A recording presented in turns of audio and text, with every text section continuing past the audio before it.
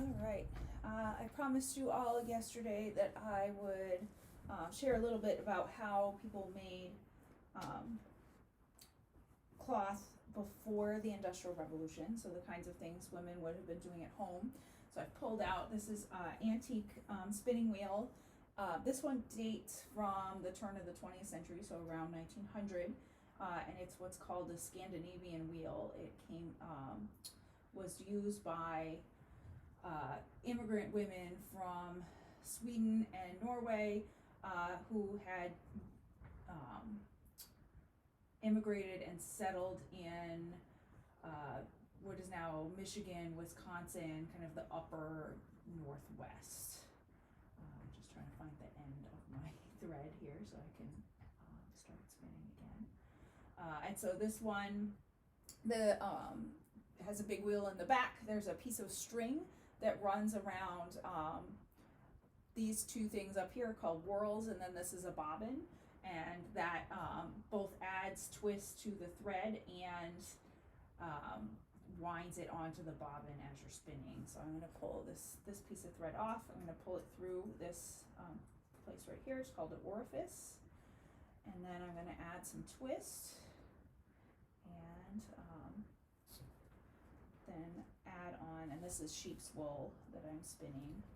It's a very, very fine sheep's wool.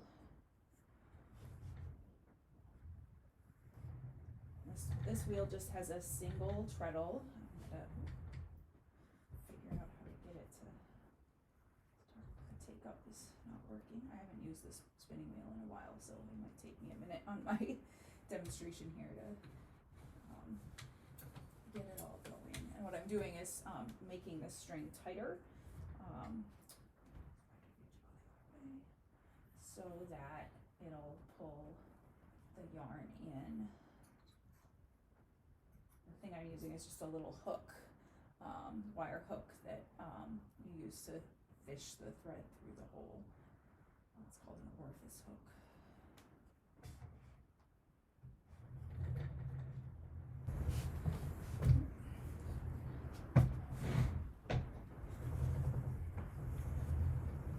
There we go. So I'm adding twist, and it's pulling the thread in onto the bobbin.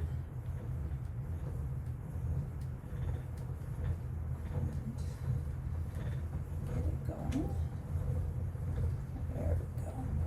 To get some momentum up, it works pretty well.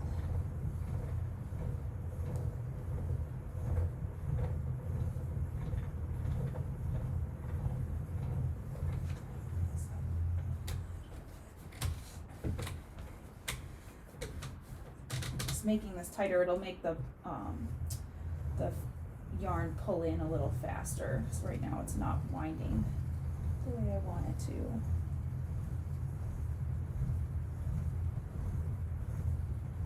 So I'm slow. Women who are doing this all the time would be a lot faster, but obviously this is just a hobby and not something I do all the time, and I don't use this wheel all that often. Because it is kind of finicky.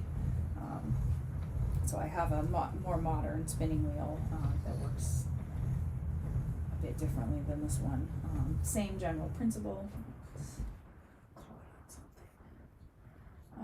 But it runs a little, it works a little more smoothly. It has some plastic parts that are a little less prone to breakage.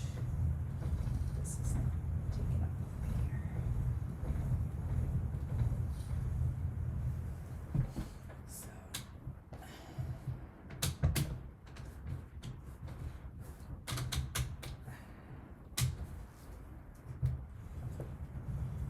And you can kind of see, it's hard to get a good angle with the camera, but that I am driving the spinning wheel with one foot on a pedal underneath. And so you have to learn to time the movement of your foot with where the stick in the back that drives the wheel goes around, so that you push down at the top. So it takes a little bit of coordination both with your feet and with your hands. So you can see I'm pulling the fibers out to let the twists go up in them. And if I can get this taking up really well, I can do it with just one hand. there we go. Which makes it a little bit easier to do, because then it frees up your other hand for making adjustments as you're going, so you don't have to stop every time to say tighten up the string or adjust anything.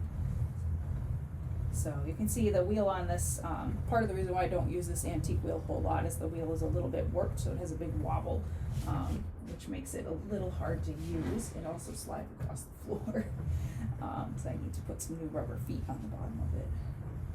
But women would have spent several hours every day spinning.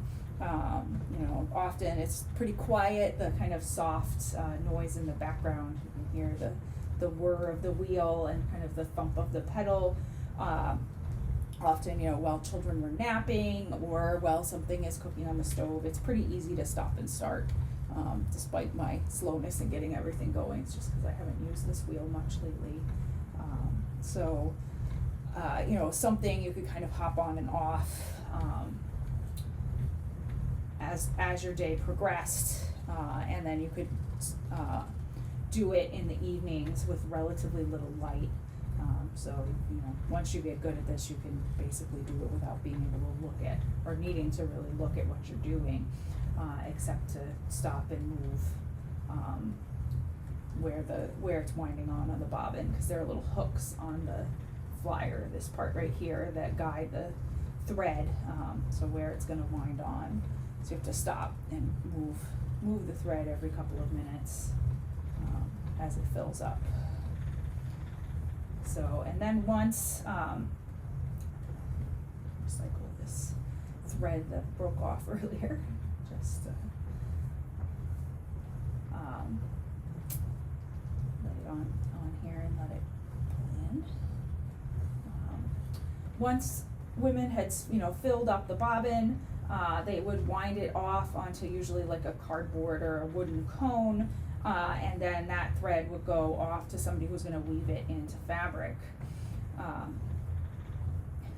And so women would, one family of women was usually doing the spinning, and then one of their neighbors would likely do the basic weaving, and then somebody else would do the dyeing at a household production. And we talked about last night how that moved into the American system of manufacturing, right, with interchangeable parts and all these steps under one roof. So the spinning frames are in one room, and then the power looms are in the next, and then the dye vats are in a third. And so raw cotton or wool would go in one end and come out the other. You could spin cotton on this spinning wheel. It's very slippery and difficult to do. And so wool is a lot easier, especially for modern spinners. It takes a bit less practice. So this is nice sticky wool, so it's very easy to spin. For African American women, even after the 1830s, I linked all over myself, they still would have been doing some spinning, particularly enslaved women. So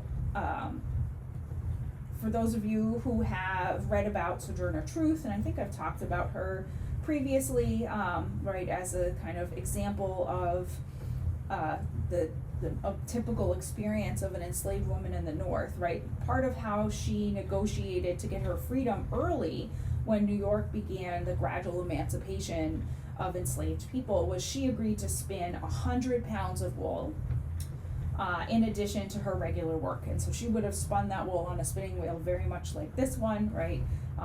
She lived in upstate New York with Dutch slaveholders, and so this is the same style, right? Same part of Europe. The Netherlands, right, are right next to Scandinavia, so they use very similar technology that she would have spun on, right? She would have spun 100 pounds of wool on a wheel just like this one. To give you some kind of sense of scale, the ball of wool that is sitting in my lap was 4 ounces total when I started it, and there's about 1.5 ounces left. So there are 16 ounces in a pound. So there, she would have spun 1,600 balls of wool this size. And so onto a, you know, little tiny bobbin like this one, wound it off and started again. Most of these antique spinning wheels only had one bobbin, right, maybe two. And so you would have to wind it off after every single, after you finished every single amount, and they usually only hold about 2 to 3 ounces. So I'm packing this on here to get 4 ounces on it.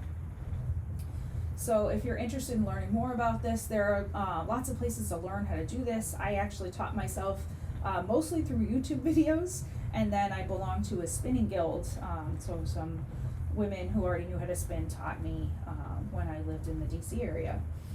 But there are antique spinning wheels often available all over the place, and it is really kind of meditative and relaxing, as well as making you feel maybe like you're a little bit connected to your ancestors, right? You are learning a skill that they would have known how to do. And it is, like I said, very relaxing, and it's very fun to kind of take this and make yarn and then make something out of it, either weave it or knit it into something that you could wear. All right, well, I hope you found that interesting, right? This is kind of pre-industrial fiber art.